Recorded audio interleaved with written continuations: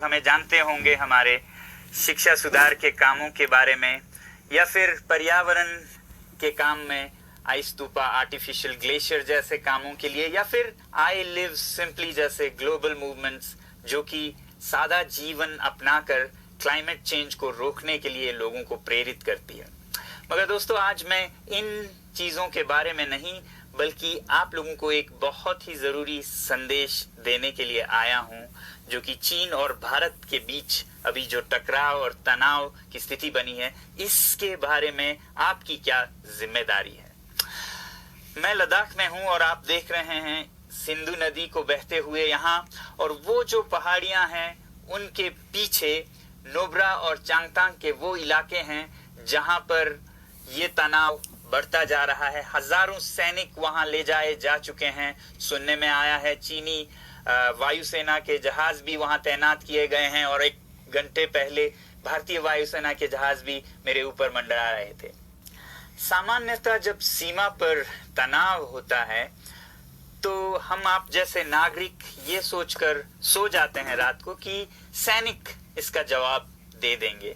मगर मैं आज आप लोगों को ये जरूरी बात बताना चाहता हूं कि इस बार सिर्फ सैनिक जवाब नहीं, दो तरफा जवाब हो और उसमें नागरिक जवाब भी हो। तो आप जैसे नागरिक दिल्ली, मुंबई और बेंगलोर और अनेक शहरों से क्या कर सकते हैं, इसमें ये समझने के लिए पहले हमें समझनी होगी चीन की ये हरकत और वो ऐसा क्यों कर रहा है। आपने देखा होगा कि ये सिर्फ भारत के साथ नहीं हो रहा है, बल्कि पिछले कई हफ्तों से चीन ये दक्षिण चीनी सागर में वियतनाम, ताइवान और अब हांगकांग के साथ भी छेड़खानी कर रहा है। और मेरा ये विश्लेषण है कि वो ये सब किसी देश के साथ दुश्मनी के वजह से ज्यादा अपने अंदर की समस्याओं को सुलझाने के लिए कर रहा है। आज चीन को सबसे बड़ा डर है तो अपने जनता से डर है। उनकी 140 करोड़ की आबादी जो कि एक बंधुआ मजदूर की तरह बिना मानवाधिकारों के चीनी तानाशाह सरकार के लिए काम करते हैं और उसे धनी बनाते हैं।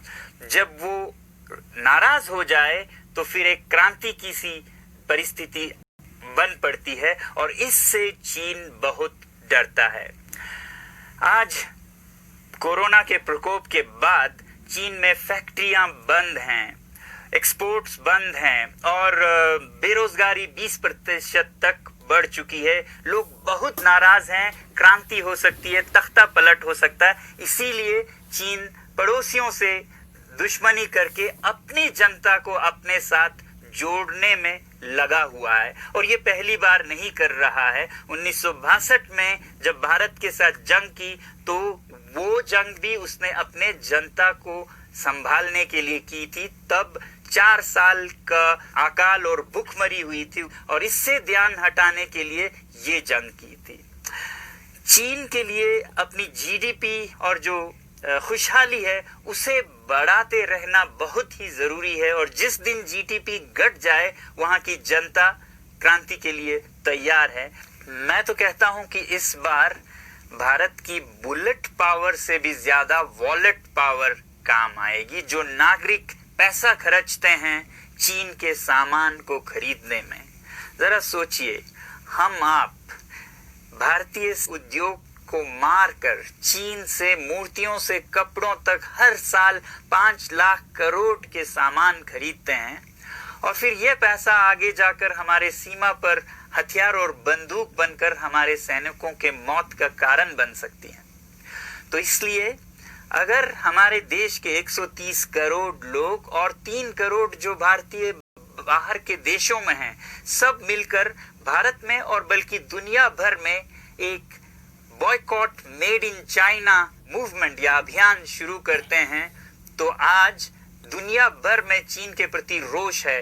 हो सकता है कि सारी दुनिया साथ आए और इतने बड़े स्तर पर चीनी व्यापार का बॉयकॉट हो कि चीन को जिसका सबसे बड़ा डर था वही हो, यानी कि उसकी अर्थव्यवस्था डगमगाए और उसकी जनता रोष में आए, विरोध और तख्ता पलट।